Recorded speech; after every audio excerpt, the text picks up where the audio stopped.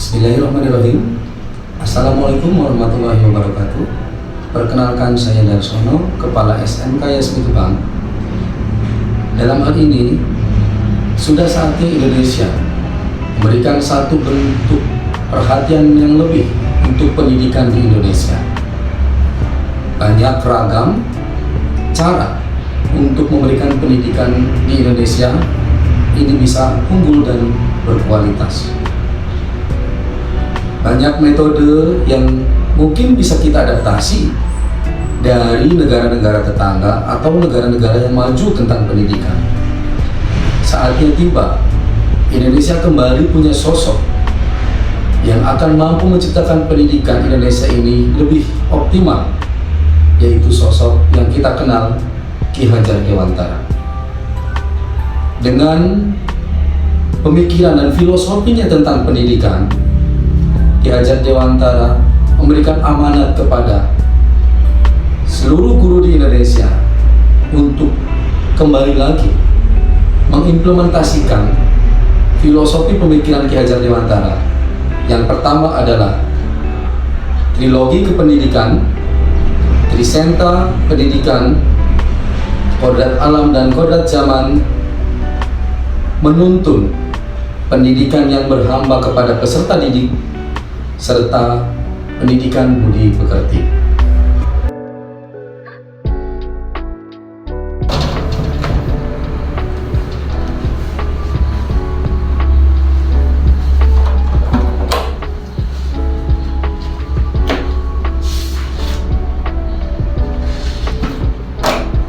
Trilogi pendidikan yang diamanatkan oleh Ki Hajar Dewantara memberikan satu inspirasi buat pendidikan di Indonesia.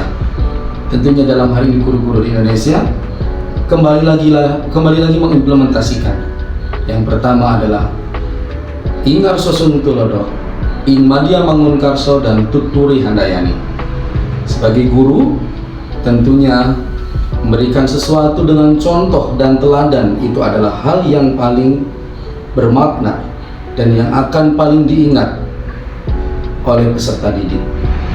Kemudian Ing Madya Mangunkarso, di proses pembelajaran kita kobarkan semangat untuk menyemangati peserta didik dengan cara memberikan proses pembelajaran yang lebih bermanfaat, yang mengakomodir kebutuhan-kebutuhan mereka.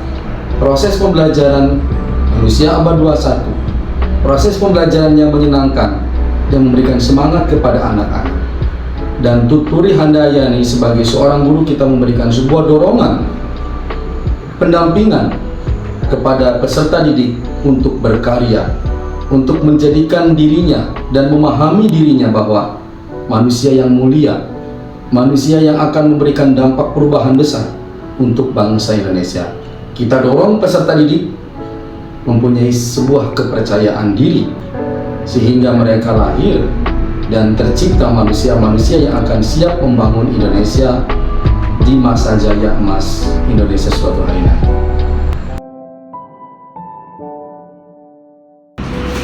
Pendidikan yang berhamba kepada peserta didik dimaksudkan adalah sebuah pendidikan yang melihat kemampuan dasar peserta didik, sehingga pendidikan yang berhamba kepada peserta didik, seorang guru tentunya harus dapat melihat lebih detail peserta didiknya tentang gaya belajarnya, apakah mereka mempunyai kecenderungan gaya belajar audio visual,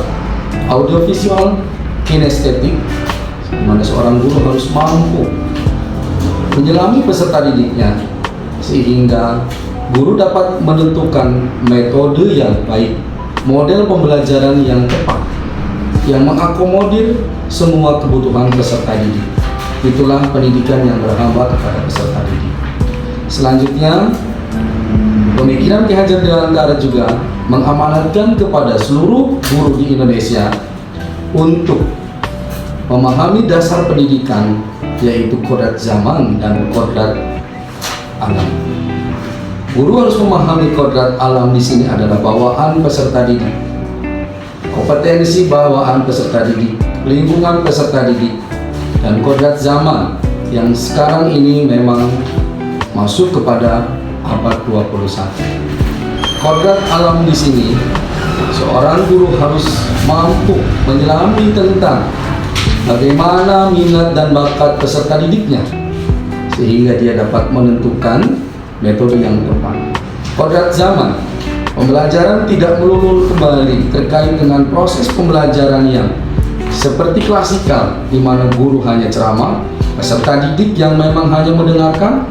Tetapi pembelajaran manusia abad 21 ini harus mengakomodir semua kebutuhan yang akan memberikan sebuah dampak yang besar bagi peserta didik untuk siap menghadapi perkembangan zaman di abad 21 ini.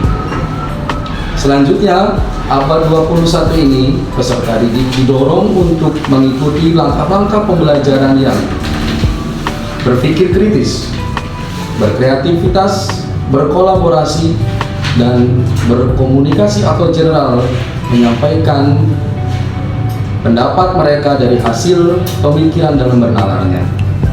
Kemudian saintifik, mereka didorong untuk melakukan sebuah proses pembelajaran, diawali dengan mengamati. Seorang guru tentunya harus memberikan sebuah dampak pembelajaran, di mana didorong anak mengamati, kemudian menanya, mengumpulkan informasi, menalar dan mengkomunikasikan hasil daripada apa yang didapat di dalam penalaran. Pendidikan tidak lagi seperti zaman dahulu, pendidikan yang klasikal, yang dimana anak diberikan kesempatan hanya mendengarkan apa yang guru sampaikan. Tapi saat ini pendidikan sudah saatnya kita berevolusi. Pendidikan seperti zaman abad 21, anak diberikan kesempatan untuk mengkonstruksi sendiri terkait pemahaman dengan cara kita sebagai guru Indonesia meningkatkan kompetensi berkaitan dengan kemampuan abad 21 mengajar dengan pelibatan peserta didik.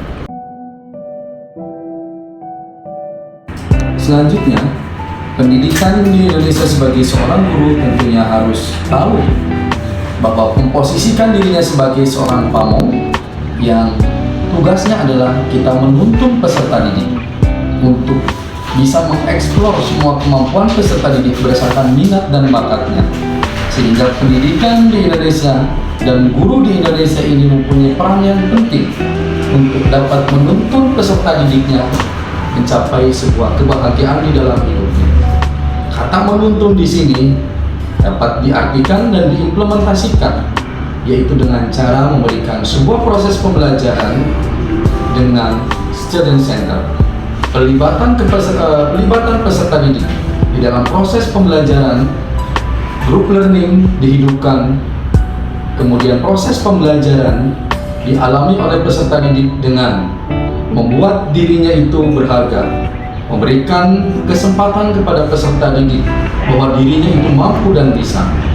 Sehingga dalam hal ini guru tentunya harus menciptakan sebuah metode dan model pembelajaran, memilah dan memilih model pembelajaran sehingga mampu anak-anak terdorong dan terangsang untuk mengeluarkan bakat dan minatnya, sehingga proses pembelajaran menuntun di sini tercapai.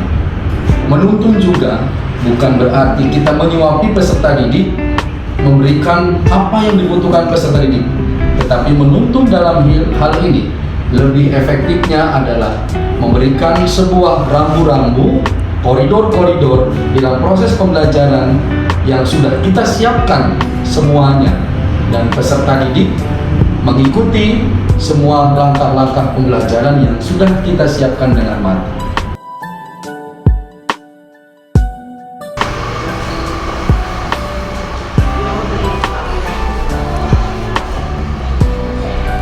Selanjutnya terkait dengan pemikiran Ki Hajar Dewantara. Semua guru di Indonesia, satuan pendidikan di Indonesia tentunya harus memahami dan mengimplementasi apa yang sudah dikemukakan oleh Ki Hajar Dewantara dalam pemikiran dan filosofi tentang pendidikan, yaitu tentang trisentra pendidikan, di mana pendidikan itu harus selaras dengan yang ada di keluarga, dengan di sekolah, dan di masyarakat. Guru satuan pendidikan di seluruh Indonesia tentunya tidak lepas dari presenter pendidikan yang akan menjadi penguatan karakter dalam pendidikan yang ada di satuan pendidikan atau sekolah dalam hal ini. Sosiokultural sangat memberikan sebuah peranan yang penting yang harus kita sebagai guru dan satuan pendidikan menganalisis sosiokultural yang ada di masyarakat yang akan menjadi penguat karakter anak-anak, sehingga dalam hal ini ada estafet pendidikan dari keluarga, sekolah, dan tentunya masyarakat. Sosiokultural yang ada di masyarakat Kabupaten Cirebon dalam hal ini mempunyai sebuah budaya, kultur, warisan daripada Sunan Gunung Jati. Yang pertama adalah ingsun titip tajudlan fakir miskin. Itu adalah sebuah filosofi yang harus dimasukkan dan sebagai penguat karakter sesuai dengan yang dikemukakan oleh Ki Hajar Dewantara. Maka pendidikan di sekolah memberikan penguatan yang pertama, yaitu religius. Sesuai dengan filosofi tadi, ingsun titip tajud, yang berarti bahwa di sekolah harus dibudayakan sholat berjamaah. Menitipkan fakir miskin di sini, saya sebagai guru penggerak memberikan satu bentuk kegiatan, mendorong kegiatan-kegiatan yang ada di sekolah, yaitu dengan cara berbagi, menanamkan kepada peserta didik untuk menumbuhkan jiwa, bagaimana dia bisa berbagi dari hal-hal yang kecil. Sehingga dalam hal ini terdorong diri saya untuk melakukan sebuah program yang saya namakan dengan Jumat Berkah, di mana anak-anak membawa bekal satu sama lainnya dan kemudian dibuka bekal tersebut di jam istirahat, saling berbagi makanan apa yang dibawanya. Dalam hal ini akan menumbuhkan rasa kebersamaan di antara mereka semuanya. Dan bagi anak-anak yang kurang mampu kemudian membawa bekal seadanya, dia turut merasakan bekal yang istimewa mungkin yang dibawa oleh temannya. Disinilah letak peran kita sebagai guru untuk menciptakan program-program untuk memberikan penguatan karakter. Setelah mempelajari modul 1.1 tentang filosofi pemikiran Ki Hajar Dewantara, saya tergerak menjadi guru penggerak yang nanti akan bergerak dan menggerakkan seluruh dewan pendidik di satuan pendidikan tempat saya mengajar. Di dalam pemikiran dan filosofi Ki Hajar Dewantara, tentunya di sini saya akan memberikan satu bentuk program dan terobosan terbaru untuk pendidikan di satuan pendidikan saya mengajar. Yang tentunya dari sini saya akan memberikan satu bentuk sumbangsi sebagai calon guru penggerak yang akan menggerakkan satuan pendidikan. Yang pertama adalah suatu pendidikan yang berhamba kepada peserta didik, di mana pendidikan berhamba kepada peserta didik itu adalah suatu proses seorang pendidik atau seorang guru sebagai seorang pamong memberikan satu bentuk tanggung jawab yang penuh yang mengakomodir semua kebutuhan peserta didik, yang tentunya memperhatikan minat dan bakat potensi peserta didik, dan kemudian